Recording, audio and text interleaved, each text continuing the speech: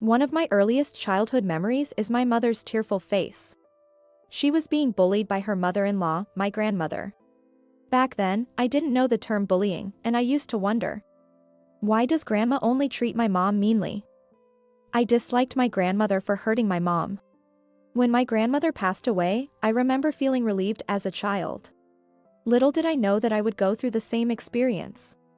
But I'm not just a woman who cries. My name is Jessica, a 37-year-old office worker at a mid-sized company.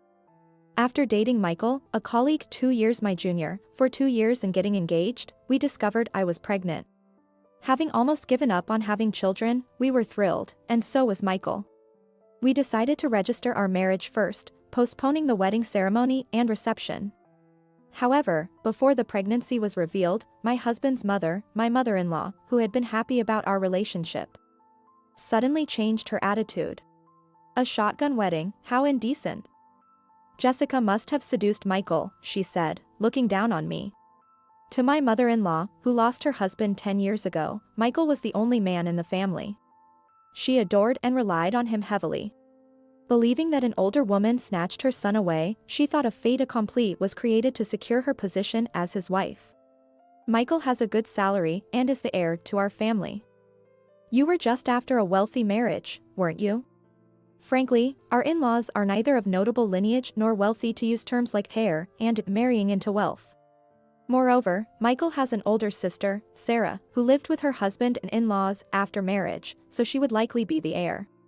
Michael has made it clear to his mother that he has no intention of living in their inconvenient, rural hometown with poor transportation. Yet, in my mother-in-law's mind, the eldest son equals the heir to the family home. Since it's done, you must give birth to a boy, she pressured me. When prenatal tests showed it was a boy, my mother-in-law was overjoyed, but I had a bad feeling. Then, at 4 months, we discovered we were having fraternal twins. Learning that one of them was a girl filled me with anxiety about potential favoritism. Perhaps due to the stress, I was at risk of a threatened miscarriage and was admitted to the hospital at 7 months pregnant. Then, my mother-in-law intervened again. People nowadays are so frail. I had my hardships during pregnancy, but I never had to be hospitalized, she complained to my husband, who visited daily, calling me a failed wife and incompetent. She even suspected that the children weren't Michael's. It's odd for a 37-year-old to get pregnant, and to be at risk of miscarriage so easily, they can't be Michael's children. She bullied with baseless logic. Even when explained by the obstetrician that twin pregnancies and deliveries are high risk, she wouldn't listen. Eventually, I gave birth to the twins, Alex and Emily, via cesarean section. My mother-in-law criticized this too. After the birth, as I suffered from the anesthesia wearing off, she said, C-sections are just taking the easy way out. A mother who hasn't experienced the pain of childbirth lacks affection for her child. That's ridiculous. The pain when the anesthesia wore off from the C-section was unbearable. At that time, a nurse silenced her by saying, about 70% of mothers with twins have C-sections, and it has nothing to do with love. However, she continued to complain to Michael. Fortunately, Michael stood up for me, telling his mother, don't pretend to know everything and insult Jessica when you've never given birth to twins yourself. Hearing this made me tear up with joy. But even after being discharged, my mother-in-law's bullying didn't stop. Although our house is just an hour's drive from my in-laws, she insists on taking a taxi and then says, since I made the effort to come, you should cover the taxi fare. When I'm overwhelmed with taking care of the twins, she complains, you can't even serve tea to your husband's mother. What an incompetent wife you are. And when both start crying at the same time, she snaps, how noisy. It's definitely your children, criticizing everything. She has no understanding of how challenging it is to take care of twins. I was exhausted, barely getting any sleep. But Michael helped by saying, then, Mom, why don't you try looking after the twins for just one day? You'll see how hard it is for Jessica. I had resigned from my job due to the pregnancy and wasn't aware of the details, but our company was undergoing a merger, creating a tough situation for Michael. His department was eliminated, and he was assigned to a new one with no prior experience. His salary decreased, and with the acquiring company disapproving of overtime, it dropped to about 2/3 of what it used to be. Furthermore, he had to bring work home due to the inability to do overtime, often working late into the night in his room. Despite this, because he was home, he actively helped by bathing the twins, changing diapers, and folding laundry. This is why he understood how difficult it was to care for two children simultaneously. I really appreciate that Michael keeps an eye on his mother when she's at our house to prevent her from bullying me. 3 years later, I decided to return to work. Raising twins turned out to be more expensive than anticipated, with costs for diapers, clothes, and food, leading us to dip into our savings and struggle to get by on Michael's salary alone. The daycare situation required the twins to split up. I would drop off one child, and Michael the other, with me picking them up. I explained the situation to my company and was allowed to leave an hour early from work to manage this. My mother-in-law actually offered to help with Alex's drop-off and pickup, but we declined.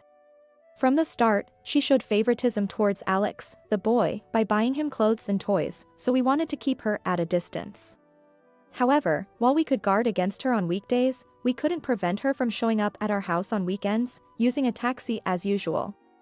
She would arrive, laden with bags, and start pulling out toys, clothes, and sweets for Alex. "We appreciate you buying things for Alex, but please don't neglect Emily."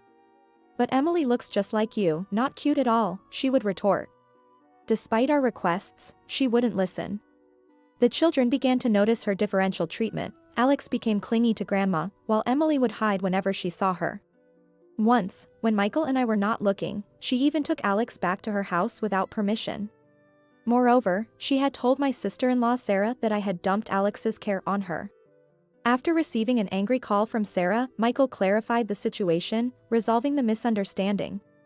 However, this led to a new conflict, with Sarah feeling that her mother favored Michael's family, who had a son, over hers, which only had daughters, straining their relationship. A change in this mother-in-law and daughter-in-law battle came one weekend when the kids were 5. I used to visit my parents on weekends, and upon returning home around 8 p.m., I was met by my mother-in-law standing at the entrance, scolding me for abandoning the children to have fun on a weekend. "I'm sorry, I had errands at my parents'. Michael said he'd look after the kids." I replied while rushing to the kitchen to warm up lasagna for dinner. Seeing this, she exclaimed, "What time do you think it is to be serving something as heavy as lasagna, and frozen at that? That's just lazy." Indeed, it was frozen, but this was something I made from scratch and froze last Sunday. It's packed with vegetables and just a little meat, making it gentle on the stomach and safe to eat even at night. When I explained this, my mother-in-law hesitated but then retorted, "Anyway, as a wife, failing to serve fresh meals to your husband is unacceptable. It's all because you're working that you have to cook in bulk and resort to freezing. Our financial situation remains tight even now. As the children grow, the expenses for food, clothing, and education will only increase, never being enough." When I explained this, she countered, "Michael is earning well, isn't he? His company was merged, and now he works for a large corporation. His salary must be good." In reality, his salary had decreased. Michael explained this to her. Previously, Michael held a managerial position in a department of a mid-sized company, but after the merger, his department was dissolved. Michael was demoted from a managerial position to a regular employee in a different department. Moreover, the overtime pay, a privilege for regular employees, was almost non-existent due to the company's culture of discouraging overtime. As a result, a significant drop in salary was inevitable. With just Michael's salary, we couldn't save anything for our children, so quitting my job wasn't an option. Yet, my mother-in-law wouldn't accept this. "Jessica, you re-employed at another company, didn't you? It's only been a few years, so it's barely more than part-time work. Quit that job." No, her annual income is actually double mine. When Michael revealed that, her eyes widened in surprise. "What? That's impossible." She wouldn't believe it until I explained. "While my weekday job pays less than Michael's, I've been earning money by uploading videos to a certain site from my parents' computer on weekends.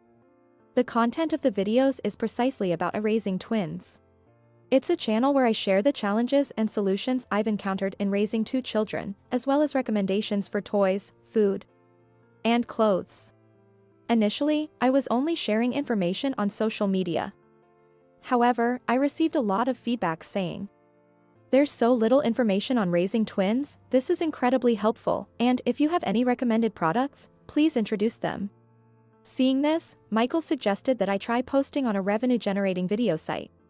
The channel became quite popular, especially among mothers expecting twins, as I responded to questions with detailed videos. Eventually, baby product manufacturers approached me to try their products and provide feedback or feature their recommended items in my videos. Though it's just a few hours of work on weekends, it now generates an income of $3,000 to $4,000 a month. "Are you kidding? I've never seen you do that," she said, disbelieving. But since my workspace is at my parents' house, it's natural that she hasn't seen it.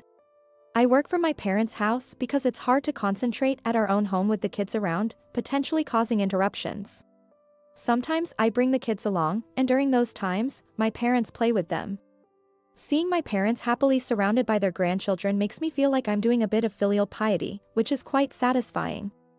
After learning that I truly earn double what Michael does, my mother-in-law suddenly started to cozy up to me. Well, Jessica, you were hiding your talent. That's right, you're the woman Michael chose."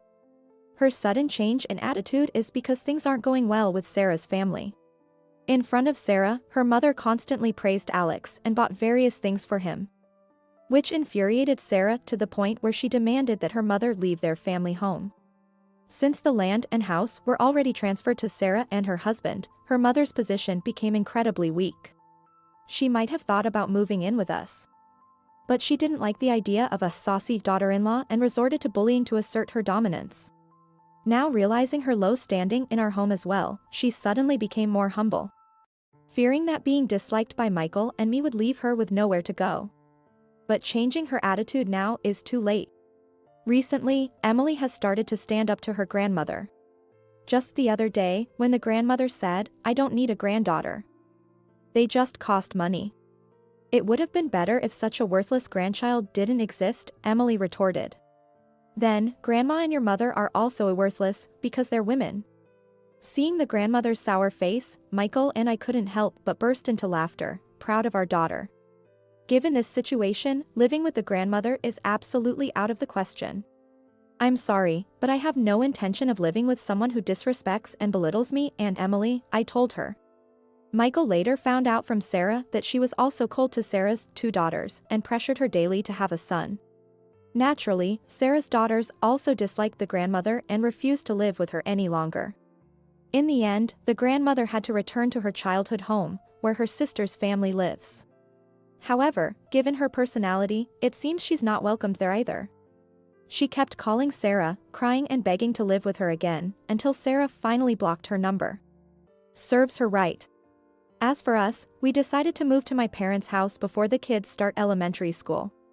We informed her of our move only through an email stating, "We have moved," and have since cut off all contact with her. Now, including my parents, our family of 6 enjoys a lively and fulfilling daily life. We plan to continue the video uploads for a while longer, save up money, and renovate the house, as Michael and I have discussed.